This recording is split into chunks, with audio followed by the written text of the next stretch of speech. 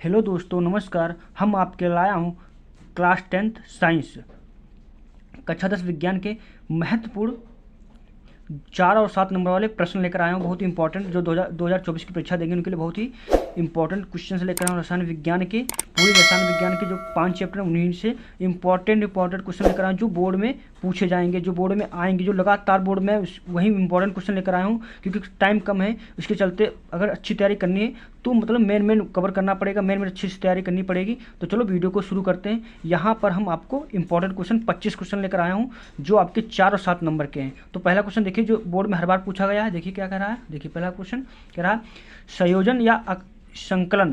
संकलन मतलब यही जोड़ वाली। संयोजन या संकलन योगात्मक अभिक्रिया की परिभाषा उदाहरण सहित स्पष्ट कीजिए। मोस्ट इंपॉर्टेंट क्वेश्चन है। देखिए 19, 20, 21, 22 इंपॉर्टेंट क्वेश्चन लेकर आया हूँ आपके लिए। वेरी वेरी इंपॉर्टेंट क्वेश्चन है। दूसरा प्रश्न कह रहा है आप लिखते जाइए कॉपी के साथ, और उनको आपके कॉपी में लिखे ही होंगे, बस आपको तैयार करना है, बस टिक मार देना ये कौन इंपॉर्टेंट है, बस इतना आपको करना है। ठीक, तो देखिए दूसरा क्वेश्चन कह रहा है विस्थापन प्रस्थापन। विस्थापन को प्रस्थापन अभिक्रिया भी कहते हैं, इस प्रकार से आ सकती है। विस्थापन प्रस्थापन अभिक्रिया की परिभाषा तथा उदाहरण दीजिए। मतलब उदाहरण भी देना है और परिभाषा भी लिखनी है।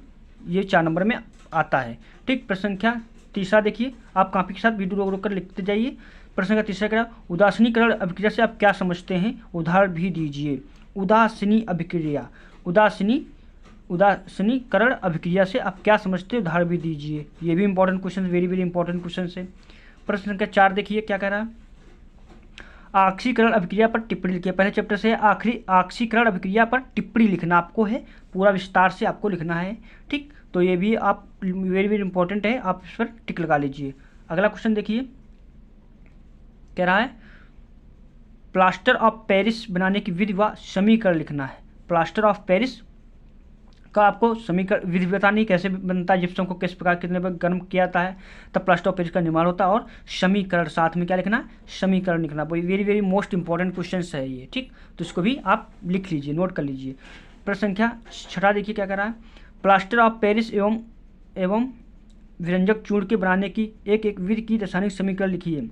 प्लास्टर ऑफ पेरिस एवं व्यंजक चूर्ण के बनाने की एक विधि की रासायनिक समीकरण लिखिए। तो इसमें आपको क्या लिखना है व्यंजक चूर्ण और प्लास्टर ऑफ पेरिस एक विधि रासायनिक समीकरण भी देना है। ये भी बहुत इंपॉर्टेंट मोस्ट इंपॉर्टेंट क्वेश्चन है, very very most important question लेकर आया हूँ।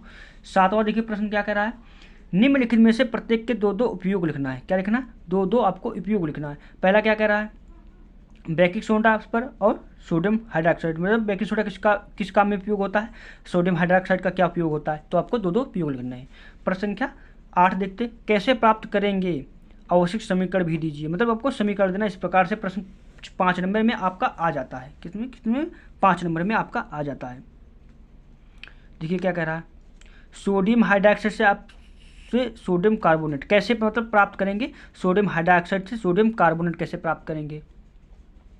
शुष्क बुझे चूने से व्यंजक चूर्ण कैसे, व्यंजक चूर्ण CaOCl2 कैसे प्राप्त करेंगे, शुष्क बुझे चूने से। धावन सोडा से बेकिंग सोडा कैसे प्राप्त करेंगे, धावन सोडा से बेकिंग सोडा कैसे प्राप्त करेंगे, धावन सोडा से बेकिंग सोडा कैसे प्राप्त करेंगे। क्लोरीन से व्यंजक चूर्ण कैसे प्राप्त करेंगे, क्या क्लोरीन से व्यंजक चूर्ण कैसे प्राप्त करेंगे, Cl2 से व्यंजक CaOCl2 कैसे प्राप्त करेंगे। तो आपको इसके बारे में बताना है, पूरी रिएक्शन देनी है। ठीक, अगला देखते क्वेश्चन प्रश्न संख्या यहाँ पर क्या देखेंगे 9। प्रश्न का 9 कह रहा है क्या होता है जब केवल रासायनिक समीकरण दी। वेरी वेरी इंपॉर्टेंट है, ये तो बहुत ही आता है। इसमें तो आपको 4 नंबर में रिएक्शन तो आएंगे ही, 7 नंबर भी आ जाते हैं, 4 नंबर में तो आएंगी। देखिए क्या है, जिप्सम को 373 केल्विन पर गर्म किया जाता है तो क्या प्राप्त होता है, प्लास्टर ऑफ पेरिस प्राप्त होता है। बुझे चूने से में क्लोरीन गैस प्रभावित की जाती है तो क्या हो जाता है, व्यंजक चूर्ण प्राप्त होता है। प्लास्टर ऑफ पेरिस को गर्म किया जाता है, प्लास्टर ऑफ पेरिस जिप्सम का निर्माण होता है। खाने के सोडियम बाइकार्बोनेट को गर्म किया जाता है, सोडियम बाइकार्बोनेट को गर्म तो क्या प्राप्त होता है। ये देखिए मोस्ट इंपॉर्टेंट रिएक्शन है आपकी, ये मोस्ट इंपॉर्टेंट रिएक्शन। जिप्सम को 301 4 हैं, ये तो आएगा ही 100%, में 100% गारंटी कर सकता हूँ, ये तो प्रश्न आएगा ही। तो आप इस पर टिक लगा दीजिए, अच्छे से प्रिपरेशन कर लीजिए, अच्छे से तैयारी कर लीजिए। मैं very very most important question लेकर आया हूँ, 4 रिएक्शन आपको ये तैयार कर लेनी चाहिए। ठीक, तो आप वीडियो रोक कर आप वीडियो पर क्लिक करें तो रुक जाएगा, बस नोट कर लीजिए फिर आगे वीडियो बढ़ाइए। ठीक, ऐसे आप नोट कर लीजिए अच्छे से। आगे देखिए 10वां क्वेश्चन क्या कर रहा है, निम्नलिखित के बनाने की विधि तथा उपयोग लिखिए। क्या लिखना है, निम्नलिखित के बनाने की विधि तथा उपयोग लिखना। आपको उपयोग भी लिखना और विधि भी लिखनी है। तो ये 7 नंबर में प्रश्न आता है। 7 नंबर में देखो क्या कह रहा है। पहले नमक NaCl कैसे बनाया जाता है, NaCl कैसे बनाया जाता है, ठीक। दूसरा देखिए, caustic soda, bleaching powder, baking soda, Dhawan soda, plaster of Paris, मतलब बनाने की नमक कैसे बनाएंगे, कास्टिक सोडा कैसे बनाएंगे, ब्लीचिंग पाउडर कैसे बनाएंगे, baking soda, Dhawan soda, plaster of Paris का निर्माण कैसे करेंगे। तो ये क्या आपके लिए बहुत ही इंपॉर्टेंट है। तो ये सब रिएक्शन आप वीडियो रोक रोक कर लिख लीजिए और उनका अच्छे से प्रिपरेशन अच्छे से तैयारी कर लीजिए, क्योंकि यही बोर्ड में आएंगे 100% केमिस्ट्री से मैं कहता हूँ। जो आपकी जो भी 15, 19, 20 नंबर की आती है तो इसी से आएगी, ठीक। आगे देखिए प्रश्न संख्या 11, धातु तथा आधातु में रासायनिक गुणों के आधार पर अंतर स्पष्ट कीजिए। धातु तथा आधातु में रासायनिक गुण क्या होते हैं, रासायनिक आधातु में क्या अंतर है, आपको इसमें रासायनिक गुण के आधार पर अंतर स्पष्ट करना है, ठीक। प्रश्न संख्या 12 देखिए क्या कह रहा है। प्रश्न संख्या 12, धातु तथा आधातु में रासायनिक गुणों के आधार पर स्पष्ट कीजिए। धातु तथा आधातु में रासायनिक, यहाँ भी रासायनिक, यहाँ भी रासायनिक। यहाँ पर आपको क्या कर लेना है, यहाँ पर आपको सिर्फ भौतिक कर लेना, भौतिक गुणों के आधार पर अंतर स्पष्ट कीजिए। वेरी वेरी इंपॉर्टेंट क्वेश्चन से ये आते हैं, ठीक। अगला प्रश्न देखिए, वीडियो आप रुक कर ये नोट करिए क्वेश्चन। अगला देखिए क्वेश्चन, अयस्क तथा खनिज की परिभाषा को उदाहरण देकर समझाइए। अयस्क और खनिज की परिभाषा को उदाहरण देकर समझाना है। अयस्क तथा खनिज को की परिभाषा को उदाहरण देकर समझाइए, ठीक। अगला प्रश्न, भर्जन और निष्स्थापन में अंतर लिखिए। चौथे चैप्टर से देखिए, भर्जन और निष्स्थापन में क्या लिखना है, अंतर लिखना है, इंपॉर्टेंट है। समजातीय श्रेणी से आप क्या समझते हैं, इसके 2 उपयोग भी बताइए। समजातीय श्रेणी से आप क्या समझते हैं और उसका 2 उपयोग भी लिखना है, तो आपको अच्छे से लिखना है, ठीक।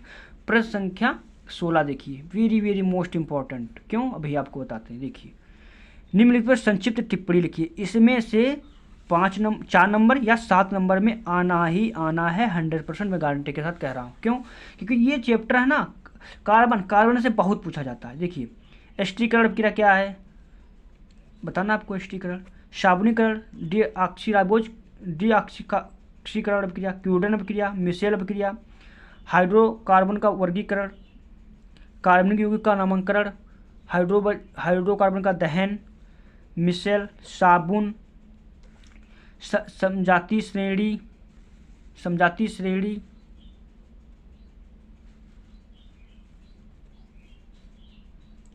ठीक। समजातीय श्रेणी क्या आप समझते हैं, साबुन से ऑक्सीकरण अभिक्रिया क्या है, कार्बन की चतुष्फलक संयोजकता क्या है। जो ऑक्सीकरण की अभिक्रिया की कार्बनिक यौगिकों में आपको बताना, क्या किसमें बताना, कार्बनिक यौगिकों में। साबुन तथा पाजम का निर्जलीकरण क्या है, इस पर आपको टिप्पणियां लिखना है। एस्टीकरण क्या पर टिप्पणी लिख लीजिए, साबुनीकरण पर इन पर क्या है टिप्पणी, इसमें कि 7 तो आती है, 1 नंबर में आती है, कहीं कहीं 2 नंबर भी आ जाती है, 7 नंबर में आपको ये प्रश्न मिलेगा। अगला प्रश्न देखते हैं, मैं 25 बनाकर लेकर आया था, इंपॉर्टेंट जो बोर्ड में पूछाते हैं। अगला देखिए 17वां प्रश्न क्या कह रहा है, योगात्मक अभिक्रिया से को उदाहरण सहित समझाइए। योगात्मक अभिक्रिया को उदाहरण देकर समझाइए। प्रतिस्थापन अभिक्रिया को कार्बनिक यौगिकों के संदर्भ में उदाहरण देकर समझाइए। प्रतिस्थापन अभिक्रिया को कार्बनिक यौगिकों के संदर्भ में उदाहरण देकर समझाना है, मोस्ट इंपॉर्टेंट। संतृप्त तथा असंतृप्त हाइड्रोकार्बन को उदाहरण देकर सहित स्पष्ट समझाइए। ये सब तीनों इंपॉर्टेंट क्वेश्चन हैं, ये नोट कर लीजिए आप अच्छे से। क्या है, योगात्मक अभिक्रिया को बताना है, प्रतिस्थापन अभिक्रिया, ये सब आपके 4थे चैप्टर से हैं। संतृप्त तथा असंतृप्त हाइड्रोकार्बन को उदाहरण देकर समझाइए। संतृप्त तथा जिन्हें एल्काइन, एल्कीन, एल्काइन, इनके बारे में आपको बताना विस्तार से। अगला प्रश्न देखिए 20वां, निम्नलिखित के IUPAC नाम लिखिए। IUPAC आपको लिखना CH3CO, CH3, CH3, COOH, CHO, CH3, CH2OH, ठीक। आपको क्या बताना है इसमें,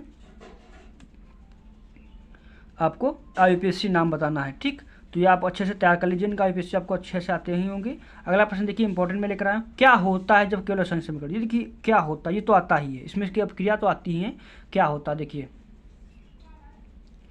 एथिल अल्कोहल एथेनॉल, यानी ethyl alcohol CH3OH, CH3OH, CH2OH ethanol को एसिटिक अम्ल एथेनोइक अम्ल से अभिक्रिया कराता है, तो क्या प्राप्त होता है। एथेनोइक अम्ल सोडियम हाइड्रोक्साइड से अभिक्रिया कराता है, क्या प्राप्त होता है, ठीक। अगला देखिए, एथेनॉल एथिल अल्कोहल की अभिक्रिया को सोडियम से कराते हैं, मतलब एथेनॉल जो है एथिल अल्कोहल को की अभिक्रिया किससे कराते हैं, सोडियम धातु से कराते हैं, तो क्या प्राप्त होता है। एथेनोइक अम्ल सोडियम कार्बोनेट से क्रिया करता है, तो क्या प्राप्त होता है, ठीक। अगला देखिए, समजातीय श्रेणी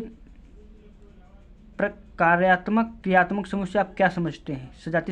समजातीय श्रेणी से जो क्रियात्मक समूह से आप क्या समझते हैं, इसका उदाहरण देकर भी व्याख्या कीजिए। मतलब क्रियात्मक नहीं, OH है, CO है, ये सब क्या क्रियात्मक समूह, इनके बारे में आप क्या समझते हैं?